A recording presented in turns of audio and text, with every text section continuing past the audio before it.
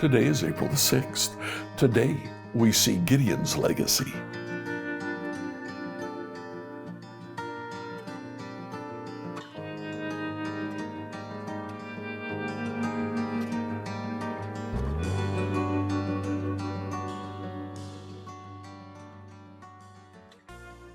Today, as you read through the Bible in a year, please read Judges 9 and 10.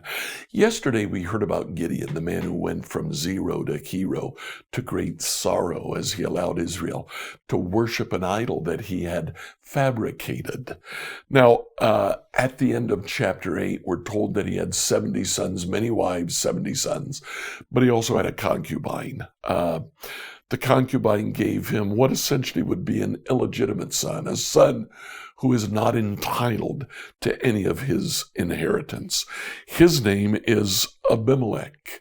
That name means my father is king. In spite of the fact that Gideon said, I will not be your king, his illegitimate son named himself, I'm the prince.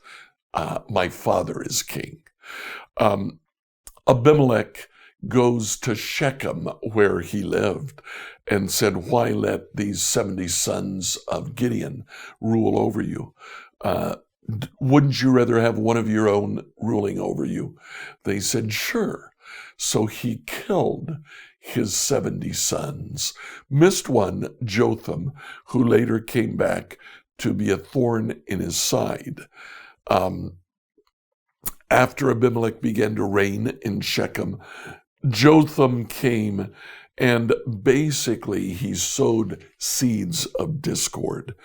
In chapter 9, verse 22, after Abimelech had ruled over Israel for 3 years, ruled over Shechem, basically, God sent a spirit that stirred up trouble between Abimelech and the leading citizens of Shechem, and they revolted. As a result, Shechem wars against them. In the ensuing war in different cities, Abimelech himself is killed. We see in chapter 10 the story of Tola, a judge, Jair, a judge, and then we set the stage for Jephthah as the Ammonites come to oppress Israel. Enjoy today as you read Judges 9 to 10. One day Gideon's son Abimelech went to Shechem to visit his uncles, his mother's brothers. He said to them and to the rest of his mother's family, ask the leading citizens of Shechem whether they want to be ruled by all 70 of Gideon's sons or by one man, and remember that I am your own flesh and blood. So Abimelech's uncles gave his message to all the citizens of Shechem on his behalf. And after listening to the proposal, the people of Shechem decided in favor of Abimelech because he was their relative. They gave him 70 silver coins from the temple of Baal Berith, which he used to hire some reckless troublemakers who agreed to follow him. He went on to his father's home at Ophrah, and there on one stone they killed all 70 of his half-brothers, the sons of Gideon. But the youngest brother Jotham escaped and hid. Then all the leading citizens of Shechem and Beth Millo called a meeting under the oak beside the pillar at Shechem and made Abimelech their king. When Jotham heard about this, he climbed to the top of Mount Gerizim and shouted, listen to me, citizens of Shechem. Listen to me if you want God to listen to you. Once upon a time, the trees decided to choose a king. First they said to the olive tree, you, be our king. But the olive tree refused, saying, should I quit producing the olive oil that blesses both God and people just to wave back and forth over the trees? Then they said to the fig tree, you, be our king. But the fig tree also refused, saying, should I quit producing my sweet fruit just to wave back and forth over the trees? Then they said to the grapevine, you, be our king. But the grapevine also refused, saying, should I quit producing the wine that cheers both God and people just to wave back and forth over the trees? Then all the trees finally turned to the thorn bush and said, come, you, be our king. And the thorn bush replied to the trees, if you truly want to make me your king, come and take shelter in my shade. If not, let fire come out of me and devour the cedars of Lebanon. Jotham continued, "Now make sure that you have acted honorably and in good faith by making Abimelech your king, and that you have done right by Gideon and all of his descendants. Have you treated him with the honor he deserves for all he accomplished? For he fought for you and risked his life when he rescued you from the Midianites.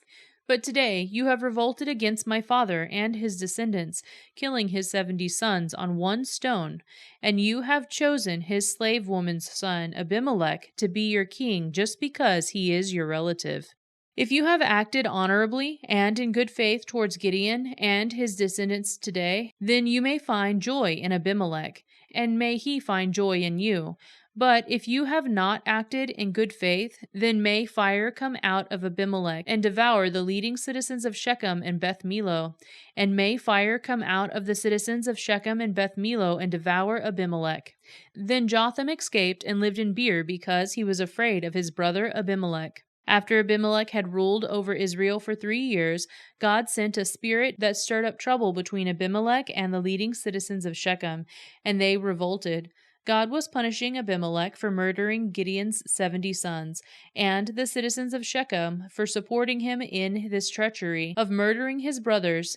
The citizens of Shechem set an ambush for Abimelech on the hilltops and robbed everyone who passed that way. But someone warned Abimelech about their plot. One day Gaal, son of Ebed, moved to Shechem with his brothers and gained the confidence of the leading citizens of Shechem. During the annual harvest festival at Shechem, held in the temple of the local god, the wine flowed freely, and everyone began cursing Abimelech. "Who is Abimelech?" Gaal shouted. "He's not a true son of Shechem, so why should we be his servants? He's merely the son of Gideon, and this Zebul is merely his deputy. Serve the true sons of Hamor, the founder of Shechem. Why should we serve Abimelech? If I were in charge here, I would get rid of Abimelech. I would say to him, 'Get some soldiers and come out and fight.'" Then when Zebul, the leader of the city, heard what Gaal was saying, he was furious. He sent messengers to Abimelech in Arumah, telling him, "Gaal, son of Eber, and his brothers have come to live in Shechem, and now they are inciting the city to rebel against you. Come by night with an army and hide out in the fields. In the morning, as soon as it is daylight, attack the city. When Gaal and those who are with him come out against you, you can do with them as you wish." So Abimelech and all the men went by night and split into 4 groups, stationing themselves around Shechem. Gaal was standing at the city gates when Abimelech and his army came out of hiding. When Gaal saw them, he said to Zebul, "Look, there are people coming down from the hilltops." Zebul replied, "It is just the shadows on the hills that look like men." But again Gaal said, "No, people are coming down from the hills, and another group is coming down the road past the diviner's oak." Then Zebul turned on him and asked, "Now where is that big mouth of yours? Wasn't it you that said, 'Who is Abimelech, and why should we be his servants?' The men you mocked are right outside the city. Go out and fight them." So Gaal led the leading citizens of Shechem into battle against Abimelech, but Abimelech chased him, and many of Shechem's men were wounded and fell along the road as they retreated to the city gate. Abimelech returned to Arumah, and Zebulun drove Gaal and his brothers out of Shechem. The next day the people of Shechem went out into the fields to battle. When Abimelech heard about it, he divided his men into 3 groups and set an ambush in the fields. When Abimelech saw the people coming out of the city, he and his men jumped up from their hiding places and attacked them. Abimelech and his group stormed the city gate to keep the men of Shechem from getting back in, while Abimelech's other 2 groups cut them down in the fields. The battle went on all day before Abimelech finally captured the city. He killed the people, leveled the city, and scattered salt all over the ground. When the leading citizens, who lived in the tower of Shechem, heard what had happened, they ran and hid in the temple of Baal-berith. Someone reported to Abimelech that the citizens had gathered in the temple, so he led his forces to Mount Zalmon. He took an axe and chopped some branches from the tree and put them on his shoulder. "Quick, do as I have done," he told his men.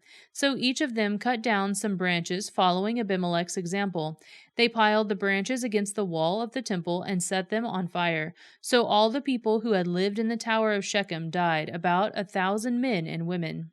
Then Abimelech attacked the town of Thebez and captured it.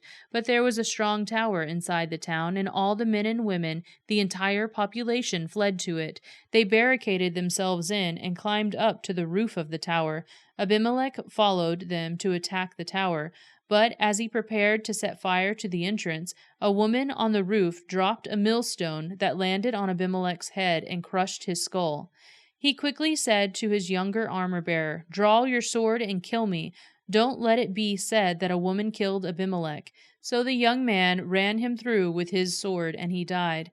When Abimelech's men saw that he was dead, they disbanded and returned to their homes. In this way, God punished Abimelech for the evil he had done against his father by murdering his 70 brothers. God also punished the men of Shechem for all their evil. So the curse of Jotham, son of Gideon, was fulfilled. After Abimelech died, Tola, son of Puah, son of Dodo, was the next person to rescue Israel. He was from the tribe of Issachar, but lived in the town of Shamir in the hill country of Ephraim. He judged Israel for 23 years. When he died, he was buried in Shamir.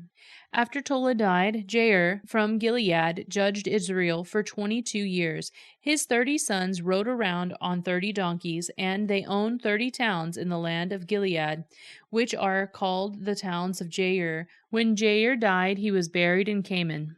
Again, the Israelites did evil in the Lord's sight. They served the images of Baal and Ashtoreth, and the gods of Aram, Sidon, Moab, Ammon, and Philistia. They abandoned the Lord and no longer served him at all. So the Lord burned with anger against Israel, and he turned them over to the Philistines and the Ammonites, who began to oppress them that year. For 18 years they oppressed all the Israelites east of the Jordan River in the land of the Amorites, that is, in Gilead. The Ammonites also crossed to the west side of the Jordan and attacked Judah, Benjamin, and Ephraim. The Israelites were in great distress. Finally, they cried out to the Lord for help, saying, "We have sinned against you because we have abandoned you as our God and have served the images of Baal."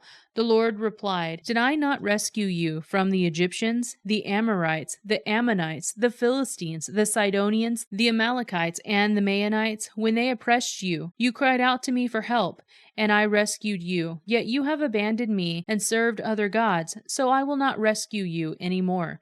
Go and cry out to the gods you have chosen. Let them rescue you in your hour of distress." But the Israelites pleaded with the Lord and said, "We have sinned. Punish us as you see fit. Only rescue us today from our enemies." Then the Israelites put aside their foreign gods and served the Lord, and he was grieved by their misery. At that time the armies of Ammon had gathered for war and were camped in Gilead, and the people of Israel assembled and camped at Mizpah. The leaders of Gilead said to each other, "Whoever attacks the Ammonites first will become ruler over the people of Gilead." Scripture reading from the New Living Translation by Emily Herrera. If you live in the Greenwood, Indiana area and you're looking for a church, we'd love you to try out New Hope Church. Our service on Sunday begins at 10 a.m. We're at 5307 West Fairview Road. I look forward to seeing you there. Tomorrow, we'll find out who were Job's friends.